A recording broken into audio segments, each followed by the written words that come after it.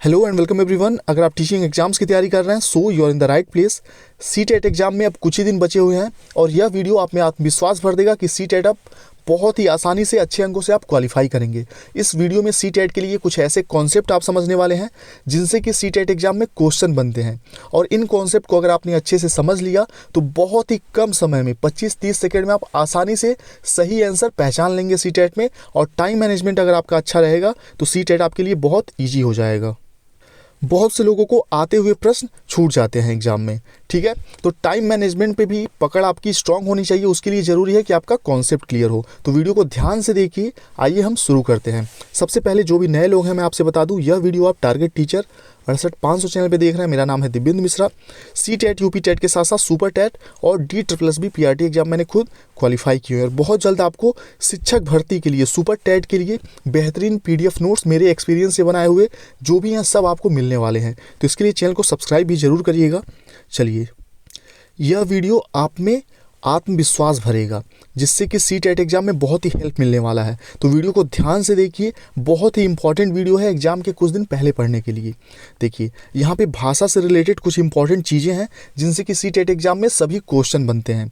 तो सभी को नोट कर लीजिए और ध्यान से समझिएगा। देखिए, भाषा के बारे में जो इंपॉर्टेंट चीज़ें हैं, हमें यह मालूम होना चाहिए कि सभी बच्चे 3 साल तक, ठीक है, 3 साल से पहले अपनी भाषा के मूल तथा उपतंत्रों से अच्छी तरह से परिचित हो जाते हैं। ठीक, 3 वर्ष से पहले, ध्यान रखिएगा। केवल भाषिक ही नहीं बल्कि संप्रेषण की दक्षता भी ग्रहण कर लेते हैं। ठीक है, संप्रेषण की दक्षता क्या होता है? यानी कि बातचीत करने की दक्षता।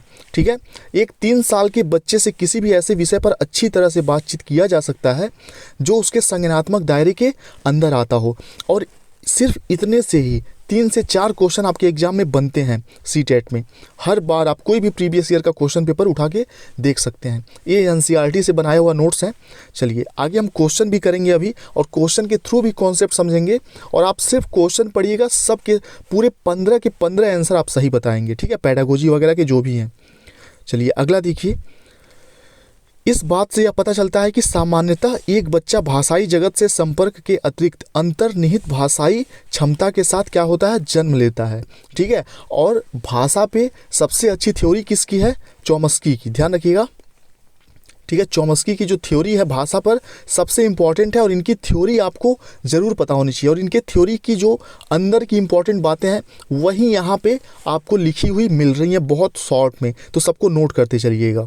देखिए, पहला इंपॉर्टेंट पॉइंट है यहाँ पे पेडागोजी के लिए, और यह सभी आपको सिर्फ हिंदी पेडागोजी में नहीं काम करेगा, यह आपको इंग्लिश में भी काम करेगा, या आपको संस्कृत में भी काम करेगा। अब आप सोच रहे होंगे कि इंग्लिश में कैसे काम करेगा, तो हिंदी में है।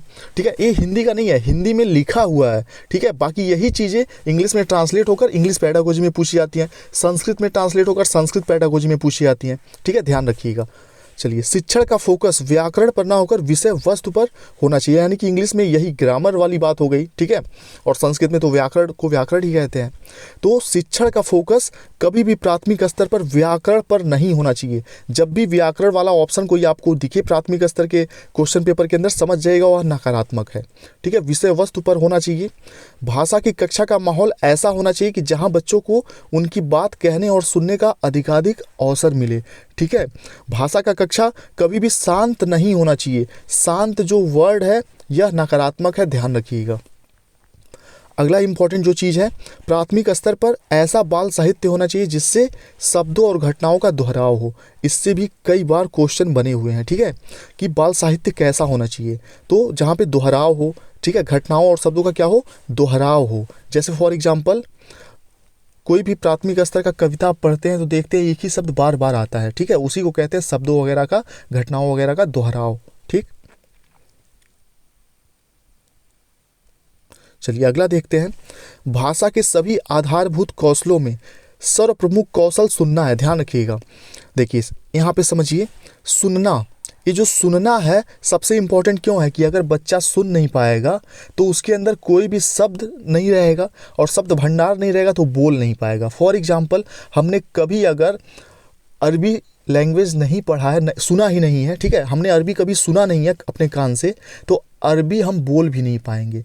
क्यों नहीं बोल पाएंगे? क्योंकि अरबी के शब्द हमारे मतलब मस्तिष्क में उसके भंडार हैं ही नहीं अरबी के शब्दों का। तो सबसे इम्पॉर्टेंट कौशल कौन सा है? भाषा के 4 कौशल होते हैं, सभी को पता है। और ध्यान रखिएगा, ये सभी संस्कृत पेडागोजी, इंग्लिश पेडागोजी में भी काम करेगा ये कॉन्सेप्ट। तो 4 कौशल होते हैं भाषा के, ठीक है। सबसे पहला होता है सुनना, ठीक है। सीरियल भी कभी कभी पूछ देता है, सुनना सबसे पहला होता है, ठीक है। आप में से मैक्सिमम लोगों को मुझे लगता है पता होगा, ठीक है। नहीं पता है तो ध्यान से देख लीजिए। सुनना पहला है, ठीक है। फिर दूसरे नंबर पर आता है बोलना, ठीक। तीसरे पे आता है पढ़ना, फिर आता है सबसे आखिरी जो कौशल है भाषा का, वो है लिखना। सुनना, बोलना, पढ़ना, लिखना, ठीक है। सुबोपली के नाम से आप इसको याद कर सकते हैं। तो इसमें सबसे इंपॉर्टेंट सुनना है, क्योंकि इंसान सुनेगा नहीं तो कुछ बोल नहीं पाएगा। जो मुख बधिर बच्चे होते हैं, डेफ एंड डम्ब बच्चे होते हैं, उनमें बोलने की क्षमता होती है, लेकिन कभी बेचारे वो सुने ही नहीं होते हैं कुछ, इसलिए कुछ बोल नहीं पाते हैं, ठीक है। यानी कि उनके सुनने की जो क्षमता है वो खराब होती है, इस वजह से वह बोल भी नहीं पाते हैं। चलिए, तो सुनना सबसे इंपॉर्टेंट है भाषा के 4 कौशलों में, और बाकी के कौशलों का विकास इसी कौशल पर निर्भर करता है।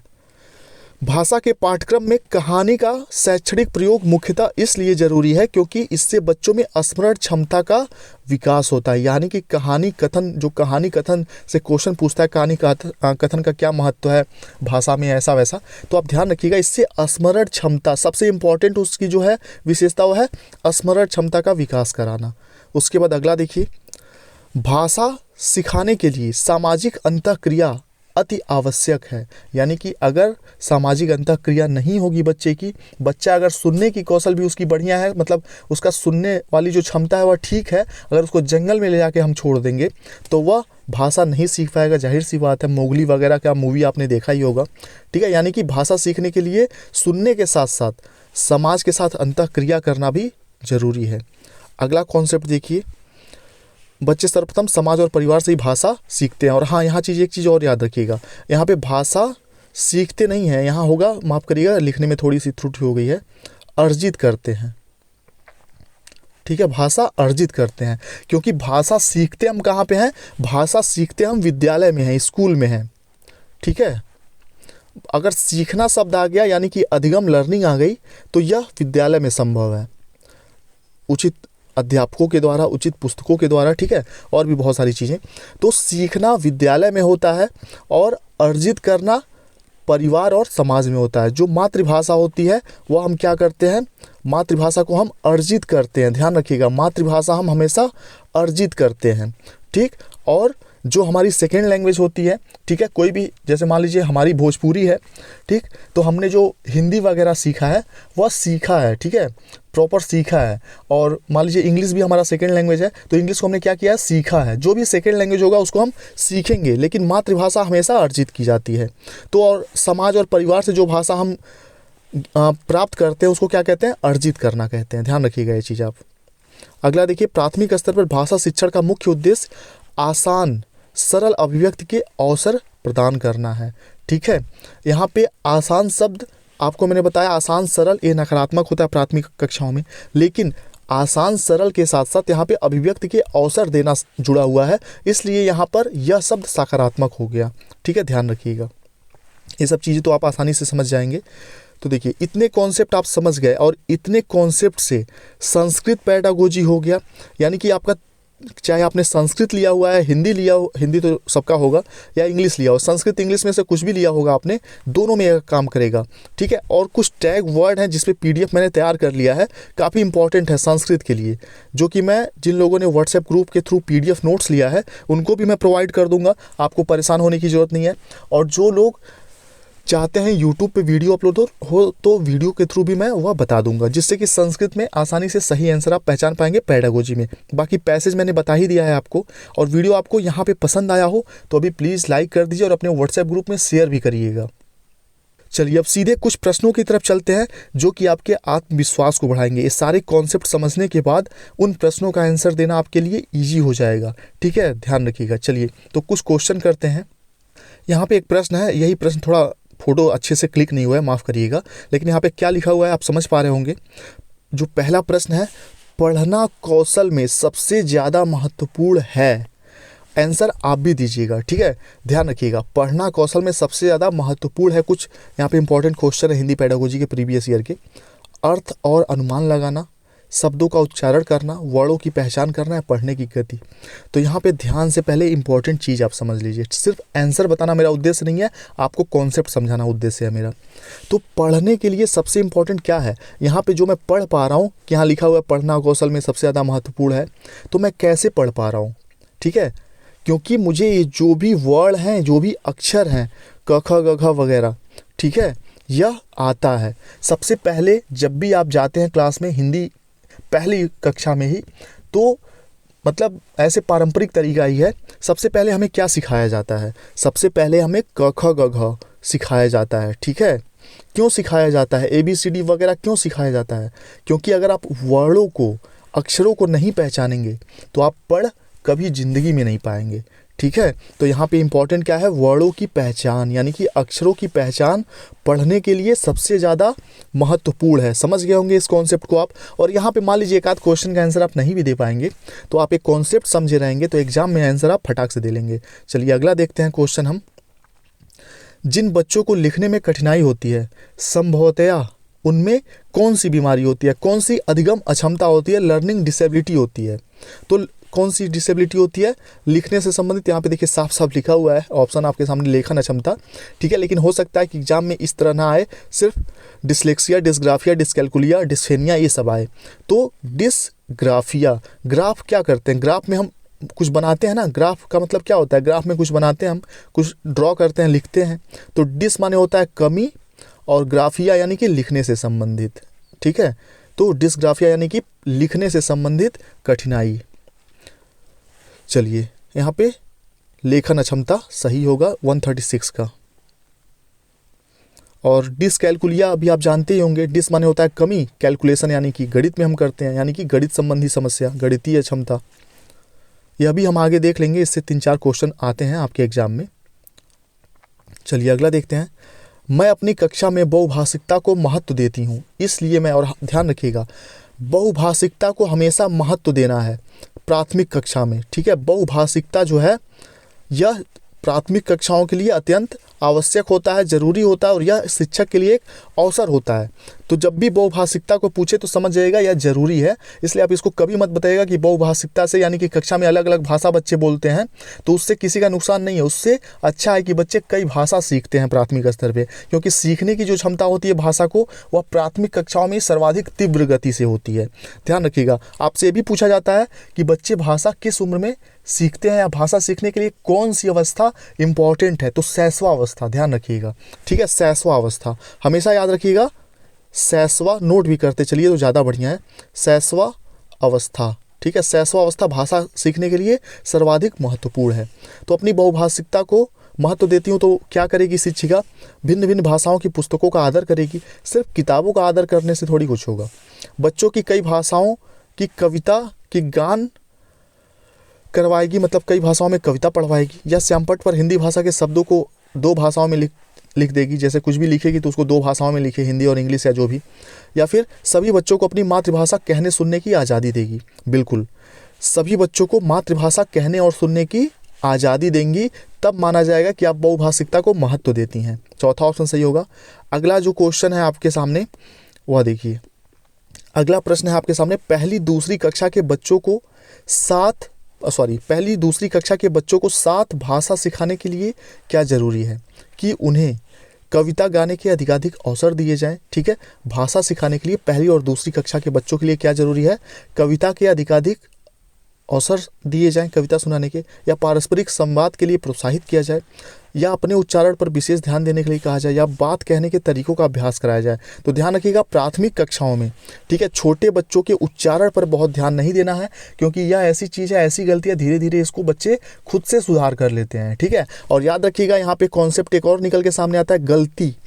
तो जो गलतियाँ होती हैं, त्रुटियाँ होती हैं, प्राथमिक कक्षाओं में यह नकारात्मक शब्द नहीं होता, ठीक है, क्योंकि जो गलतियाँ होती हैं वह सीखने का एक अभिन्न अंग है। एनसीईएफ 2005 में यह चीज़ बताया गया है। मैं आपको देखिए यहाँ पे सिर्फ इस प्रश्न का आंसर नहीं बता रहा हूँ, इस प्रश्न का कॉन्सेप्ट नहीं समझा रहा हूँ, इससे जुड़े हुए उन हर कॉन्सेप्ट को आपको समझा रहा हूँ जो कि आपके लिए ज़रूरी है। तो इस बात पे लाइक ज़रूर करिएगा। ये रिक्वेस्ट इसलिए है क्योंकि आजकल आपके लाइक ज़्यादा मिल रहे हैं। तो देखिए मैं एकदम डेडिकेटेड हो गया हूँ, सुबह उठ के 5:30 बजे से ही वीडियो बनाना स्टार्ट कर देता हूँ, क्योंकि मुझे अच्छा लगता है कि आप लोग लाइक कर रहे हो। तो प्लीज़ ज़्यादा से ज़्यादा लाइक करिए ताकि ज़्यादा मोटिवेशन मिले और ज़्यादा बेहतरीन वीडियो निकल के आपके लिए यूट्यूब पे अपलोड हो। चलिए, तो पहली दूसरी कक्षा के लिए बच्चों के साथ भाषा सिखाने के लिए क्या ज़रूरी है कि उनको प्रोत्साहित किया जाए पारस्परिक संवाद के लिए। बच्चे क्योंकि बातचीत करने के माध्यम से ही भाषा सीखते हैं, ध्यान रखिएगा। छोटे कक्षाओं में, यही बड़े कक्षाओं के लिए होता तो यह ऑप्शन सही नहीं होता। और देखिए उच्चारण पर ध्यान नहीं देना, तीसरा ऑप्शन कट गया। अभ्यास कराएंगे, बात कहने के तरीका का ये भी ज़रूरी नहीं है। कविता गाने के अधिकाधिक अवसर देंगे, यह ठीक था। पहला ऑप्शन दूसरा ऑप्शन सही था, तीसरा चौथा कोई फ़ायदेमंद नहीं है। तो लेकिन यहाँ पे पारस्परिक संवाद के लिए प्रोत्साहित करेंगे, यह ज़्यादा इंपॉर्टेंट था, तो दूसरा ऑप्शन सही हो गया। और देखिए पहला क्यों नहीं सही होगा, पहला एकदम गलत होगा। क्यों गलत होगा मैं आपको बता दूं, चलिए ये भी कॉन्सेप्ट आप समझ लीजिए। यहाँ पे भाषा सिखाने की बात की जा रही है, तो भाषा में सिर्फ कविता गाएंगे तो यानी कि बोल कर तो गाएंगे, कविता पढ़कर यानी कि पढ़ने और बोलने की क्षमता का विकास होगा। कविता गाने के अधिक अवसर आप प्रदान करेंगे तो ठीक है। कविता गाने में सिर्फ 2 कौशलों का विकास होगा। पहला हम हो सकता है किताब से कविता पढ़ें और उसको गाएंगे तो बोलना, और पढ़ेंगे तो पढ़ना कौशल, 2 ही कौशल की बात हुई। लेकिन भाषा के 4 कौशल होते हैं और पहले में सिर्फ 2 कौशलों की बात की जा रही है, इसलिए पहला ऑप्शन गलत है। जहाँ पे चारों कौशलों की बात की जाएगी। पारस्परिक संवाद में क्या होगा कि बच्चे हो सकता है बहुत सारी चीज़ें किताबों से पढ़ के बात करें, ठीक है, लिखने के माध्यम से एक दूसरे से बात करें। बच्चे खेल में ड्रॉ करके बहुत सारी चीज़ें अपने फ्रेंड के साथ खेलते हैं। तो यानी कि पारस्परिक संवाद में चारों कौशल लगभग समाहित हैं, तो दूसरा ऑप्शन सही होगा। अगला क्वेश्चन देखते हैं। पढ़ना कौशल में सबसे ज़्यादा महत्वपूर्ण है पढ़ना कौशल। यहाँ पे देखिए सिर्फ एक कौशल की बात की जा रही है। पढ़ना कौशल में सबसे ज़्यादा महत्वपूर्ण क्या है, वर्णों की पहचान। पहले भी मैंने आपको बता दिया, पढ़ना कौशल में सबसे ज़्यादा महत्वपूर्ण क्या है, वर्णों की पहचान करना। आप वर्णों को नहीं पहचानेंगे, शब्दों को नहीं पहचानेंगे, अक्षरों को नहीं पहचानेंगे तो पढ़ नहीं पाएंगे, जाहिर सी बात है। अगला प्रश्न आपके सामने है, प्राथमिक स्तर पर बच्चे किस प्रकार की कविताएं पसंद करते हैं। प्राथमिक स्तर पर बच्चे किस प्रकार की कविताएं पसंद करते हैं, जिनमें योग्यता हो, जिनमें नवीन शब्दों का भंडार हो, जिसमें तुकबंदी हो या जिनमें मूल्य हो। देखिए जब अभी हमने स्टार्टिंग में वो पढ़ा था, जो हैंड रिटन आपको मैंने पढ़ाया स्टार्टिंग में, उसमें क्या था कि शब्दों और घटनाओं का दोहराव हो, तुकबंदी हो। तुकबंदी यानी कि दोहराव हो, ठीक है। चलिए, यानी कि तीसरा सही होगा। जिसमें मूल्य हो, छोटे बच्चों को मूल्यों से क्या मतलब है, मूल्य का मतलब यहाँ पे पैसे से नहीं है, मूल्यों का मतलब आदर्श अच्छी चीज़ों से है। तो प्राथमिक स्तर के बच्चे कहाँ मूल्यों पे ध्यान देंगे, ठीक है। नवीन शब्दों का भंडार होगा तो कंफ्यूज हो जाएंगे कि ये कहाँ से क्या चीज़ आ गया। जिनमें योग्यता हो, ठीक है, योग्यता वगैरह से भी कोई खास मतलब नहीं है। यहाँ पे इंपॉर्टेंट है प्राथमिक स्तर पर बच्चे किस प्रकार की कविताएँ पसंद करेंगे, तो तुकबंदी वाले पसंद करेंगे, ठीक है। चलिए आगे देखते हैं।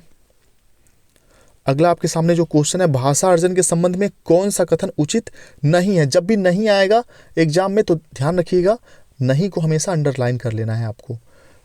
भाषा अर्जन के संबंध में कौन सा कथन उचित नहीं है। पहला ऑप्शन है, भाषा अर्जन को सहज बनाने के लिए समृद्ध भाषिक परिवेश होना चाहिए। देखिए अर्जन मैंने आपको शुरू में ही बताया कि अर्जन करने के लिए विद्यालय जाना जरूरी नहीं है। अर्जन आप अपने समाज, अपने परिवेश से करते हैं, ठीक, ध्यान रखिएगा। यहाँ पे भाषा अर्जन की बात की जा रही है। भाषा अर्जन और भाषा सीखना, भाषा अर्जन और भाषा अधिगम दोनों अलग अलग चीज़ें हैं। आप फटाक से अभी नोट करिए, कॉपी पेन लेके अगर बैठे हैं तो। भाषा अर्जन जो है यह हम अपने समाज परिवेश से करते हैं, और भाषा सीखते हम कहाँ से हैं, भाषा सीखते हम एक व्यवस्थित ढंग से हैं, विद्यालय वगैरह में शिक्षकों द्वारा, विशेषज्ञों द्वारा, मतलब उस विषय के। चलिए, तो भाषा अर्जन के संबंध में, भाषा अर्जन सहज बनाने के लिए समृद्ध भाषिक परिवेश होना चाहिए, पहला ऑप्शन। बिना विद्यालय के भाषा अर्जन संभव है। तीसरा, सभी बच्चों में भाषा अर्जन की स्वाभाविक क्षमता होती है। या चौथा, भाषा अर्जन के लिए नियम सिखाए जाते हैं। तो इस प्रश्न में फटाक से बहुत से लोगों ने पहला ऑप्शन सही बना दिया होगा, ठीक है, पहला ऑप्शन सही बना दिया होगा, और फिर तीसरा देखा होगा, थोड़े से कन्फ्यूज हुए होंगे, ठीक, कि तीसरा भी तो ठीक ठाक लग रहा है, तो सही कौन सा है। तो यहाँ भाषा अर्जन के संबंध में कौन सा कथन उचित नहीं है ये बताना है, ठीक है। तो यहाँ पे नहीं को ध्यान हमेशा रखना है। जैसे मैं ही देखिए कंफ्यूज हो गया हूँ, मैं बताने जा रहा था कौन सा सही है, तो आप भी एग्जाम में कंफ्यूज ना हो, उसके लिए क्या जरूरी है कि नहीं को आप ध्यान रखेंगे। तो बिना विद्यालय के भाषा अर्जन संभव है, या भाषा अर्जन के लिए नियम सिखाए जाते हैं। तो यहाँ पे कौन सा सही नहीं है, चौथा, भाषा अर्जन के लिए नियम सिखाए जाते हैं, क्योंकि जैसा कि मैंने आपको बताया भाषा आप परिवार समाज में रहकर सीखते हैं, तो उसके लिए नियम आपको नहीं सिखाए जाते। जैसे आप अगर हरियाणा से हैं तो हरियाणवी बोलने के लिए आपको कभी नियम नहीं सिखाए गए होंगे, ठीक है। हरियाणवी मुझे बहुत पसंद थी, तो मैं दिल्ली में था तो अपने फ्रेंड जो हरियाणा के फ्रेंड थे उनसे मैं बोलता था मुझे हरियाणवी सिखा दो। तो मुझे तो नियम सीखने की ज़रूरत है हरियाणा की, क्योंकि मैं हरियाणा से नहीं हूँ, मेरी प्रथम भाषा हरियाणा नहीं है। लेकिन जो लोग हरियाणा से होंगे, प्रथम भाषा मातृभाषा उनकी हरियाणा होगी, तो उनके लिए तो उसके लिए कोई नियम नहीं सिखाए जाने पड़ेंगे, ठीक है। तो मैं हरियाणवी मैं सीखता, मैं अर्जित नहीं करता, लेकिन हरियाणा के लोग हरियाणवी लैंग्वेज को अर्जित किए होंगे, ठीक है। तो उसके लिए नियम सीखने की ज़रूरत नहीं पड़ी होगी उन्हें। चलिए, उम्मीद करता हूँ सारे कॉन्सेप्ट आपको समझ में आए होंगे। अब आप सोच रहे होंगे भाषा बिना विद्यालय के भाषा अर्जन संभव है? बिल्कुल संभव है। जैसा कि मैंने आपको बताया भाषा अर्जन के लिए विद्यालय जाने की ज़रूरत नहीं है आपको। तो पहला, दूसरा, तीसरा तो सही था, लेकिन कौन सा सही नहीं है? चौथा। आगे बढ़ते हैं। भाषा की कक्षाओं में लोकतांत्रिकता बनाए रखने के लिए क्या जरूरी है? भाषा की कक्षा में लोकतांत्रिकता बनाए रखने के लिए क्या जरूरी है? राज्य भाषा को अनिवार्य। जब अनिवार्य शब्द आ गया प्राथमिक स्तर पे, तुरंत वो ऑप्शन कट जाएगा। अनिवार्य जो है नेगेटिव वर्ड है, और हर वीडियो में आप लोग किसी एक वीडियो में ढूंढते होंगे पॉजिटिव नेगेटिव इकट्ठा मिल जाए। मैं हर वीडियो में आपको पॉजिटिव नेगेटिव 10-15 बता ही देता हूँ, तो नोट करते चलिएगा, ज़्यादा फायदेमंद होगा, सिर्फ शिक्षक भर्ती में नहीं, आगे की परीक्षाओं के लिए भी। अगला है ऑप्शन, बच्चों को हर समय बोलने के लिए कहना चाहिए। हर समय बोलना जरूरी नहीं है बच्चों का कि हर समय बोलते रहें। लोकतंत्र पर निबंध लिखना प्राथमिक कक्षाओं में नकारात्मक है। अगला चौथा है, स्वतंत्र और मौलिक अभिव्यक्ति के अवसर देना, ठीक है। यही ऑप्शन सही होगा। अभिव्यक्ति माने क्या होता है? बोलने के अवसर, ठीक है। जो हम बातचीत करते हैं, अपने बातों को अपने अंदर से दूसरों के समक्ष प्रस्तुत करते हैं, उसी को कहते हैं अभिव्यक्ति करना, एक्सप्रेस करना, ठीक है। चौथा ऑप्शन सही हो गया। अगला क्वेश्चन देखते हैं 143। प्राथमिक स्तर पर बच्चों की भाषाई क्षमताओं के आकलन में सबसे अधिक कारगर क्या है? देखिए, याद रखिएगा। और हाँ, यहाँ पे आकलन जो शब्द आया है, आकलन, प्राथमिक कक्षाओं में आकलन का उद्देश्य बच्चों को रिजल्ट थमाना, रिजल्ट उनको देना, नंबर देना, ग्रेडिंग करना, यह उद्देश्य नहीं होता। आकलन का उद्देश्य प्राथमिक कक्षाओं में जस्ट इतना है कि बच्चों के अंदर जो भी कमियां हैं उनको हम सुधार कर देंगे, ठीक है। आकलन का उद्देश्य सुधार से होता है, ठीक है। तो ये चीज़ आप समझ गए होंगे, आकलन वाला कॉन्सेप्ट, ठीक। आकलन का उद्देश्य सुधार करना होता है, सिर्फ जस्ट। तो प्राथमिक स्तर पर बच्चों की भाषाई क्षमताओं के आकलन के सबसे कारगर उपाय क्या है? पोर्टफोलियो, ठीक है। पोर्टफोलियो में बच्चे के सभी जो विकास होते हैं वह लिखित होते हैं, ठीक है। पोर्टफोलियो में बच्चों के सभी जो अधिगम संबंधी उनके, कह सकते हैं कि इसके लिए एक अच्छा शब्द मैं आपको बता रहा हूँ, हाँ, उनकी जो उपलब्धियाँ होती हैं, जो कमियाँ होती हैं, पोर्टफोलियो में लिखित होती हैं। पोर्टफोलियो यह आकलन का सबसे कारगर तरीका है। इसी से आपको पता चल जाएगा कि कौन से बच्चे में क्या चीज़ है, मतलब क्या चीज़ें उनको आती हैं, क्या चीज़ें उनको नहीं आती, क्या चीज़ें सिखानी है। पोर्टफोलियो में सभी लिखित रूप में होगा। चलिए, एक कॉन्सेप्ट बेस्ड क्वेश्चन नहीं है, यह फैक्ट बेस्ड क्वेश्चन है, कई बार पूछा गया है। याद रखिएगा, पोर्टफोलियो पोर्टफोलियो पोर्टफोलियो आकलन के लिए। पोर्टफोलियो क्या होता है वो भी मैंने आपको बता दिया। बच्चों का उसमें रिकॉर्ड होता है सारी चीज़ें। कहानी पढ़ने के बाद कक्षा में कौन सी गतिविधि सबसे कम प्रभावी होगी? सबसे कम प्रभावी होगी, यानी कि चारों ऑप्शन लगभग सही होंगे, लेकिन सबसे कम क्या होगा? वह चौथा होगा, कहानी को दोहराना, ठीक है। दोहराना यह सबसे कम प्रभावी होगा, ध्यान रखिएगा। कहानी को अपने शब्दों में बच्चे कहेंगे तो भी प्रभावी माना जाएगा, कहानी को आगे बढ़ाएंगे तो भी प्रभावी, कहानी का अंत परिवर्तित करेंगे तो भी उसको प्रभावी माना जाएगा। और यही क्वेश्चन 3 से 4 तरीके से एग्जाम में पूछा जाएगा आपसे, कई बार ये चीज़ पूछा गया है। तो देखिए, यहाँ पूछा गया है कि बच्चे सबसे अधिक क्रियाशील कब होंगे, या सबसे अधिक कह सकते हैं कि, हाँ, एक क्वेश्चन ऐसे पूछा गया, सृजनशील कैसे होंगे? कौन से ऑप्शन से सृजनशील नहीं होंगे? सृजनशील, तो कहानी को दोहराने में कोई सृजनता नहीं होगी, बच्चे कोई सृजनशील नहीं होंगे। लेकिन कहानी का अंत बच्चे परिवर्तित करेंगे तो सृजनशील होंगे। कहानी को आगे बढ़ाएंगे जहाँ तक आपने पढ़ाया तो भी सृजनशील होंगे। कहानी को अपने शब्दों में कहेंगे तो भी सृजनशील होंगे, लेकिन दोहराना इंपॉर्टेंट नहीं होगा। चलिए, रटना, दोहराना, ये सब नेगेटिव होता है, आप सभी को पता ही है। अगला देखिए, आपकी कक्षा में कुछ विद्यार्थी सड़क को सरक बोलते हैं, यानी कि उनके मातृभाषा का प्रभाव है। यह प्रश्न पहले भी आया हुआ है आपके मतलब मेरे वीडियो में। तो उनकी मातृभाषा का प्रभाव है कि सड़क को सरक बोलते हैं, ठीक है। जैसे स्कूल को मेरे हरियाणा के जो भी भाई होंगे बुरा नहीं मानेंगे, स्कूल को मतलब मेरे जो फ्रेंड थे हरियाणा से, स्कूल बोलते थे, स्कूल, ठीक है। स्कूल क्यों बोलते थे?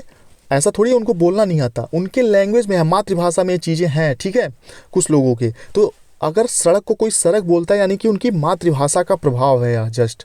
मैं भी बहुत सारे ऐसे इंग्लिश के वर्ड होते हैं जिनको मतलब लोगों को लगता है मैं गलत बोल रहा हूँ, जबकि गलत नहीं होता है, वो जस्ट मेरे मातृभाषा का प्रभाव होता है, ठीक है। तो समझिएगा इस चीज़ को।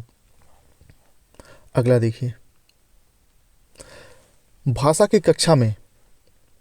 कक्षा में बच्चों को किसी त्यौहार विशेष के बारे में बताना है, आप क्या करेंगे? बच्चों को उस त्यौहार के बारे में अपने अपने अनुभव सुनाने के लिए कहेंगे, ठीक, पहला ऑप्शन। दूसरा, उस त्यौहार का गृह कार्य के रूप में निबंध लिख के लाने के लिए कहेंगे, तो दूसरा निबंध वाला तो ऑप्शन ऐसे ही कट गया। तीसरा, श्यामपट्ट पर उस त्यौहार के विशेष के बारे में लिखेंगे, यह भी इंपॉर्टेंट नहीं है।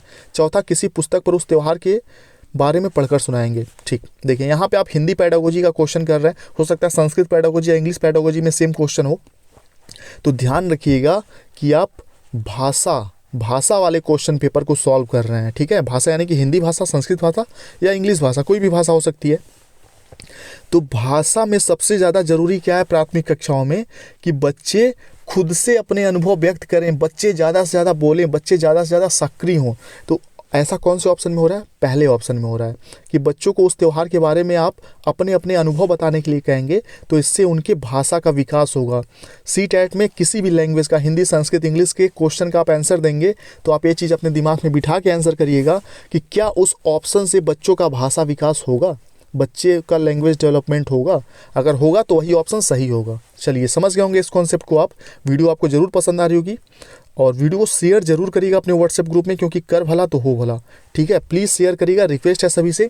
मैं चाहता हूँ ज़्यादा से ज़्यादा लोग अच्छे अंकों से सीटेट क्वालिफाई हो, सबका भला हो, क्योंकि सभी लोग परेशान है, बहुत परेशान है, मुझे पता है, और वैकेंसी भी आने वाली है, ठीक है।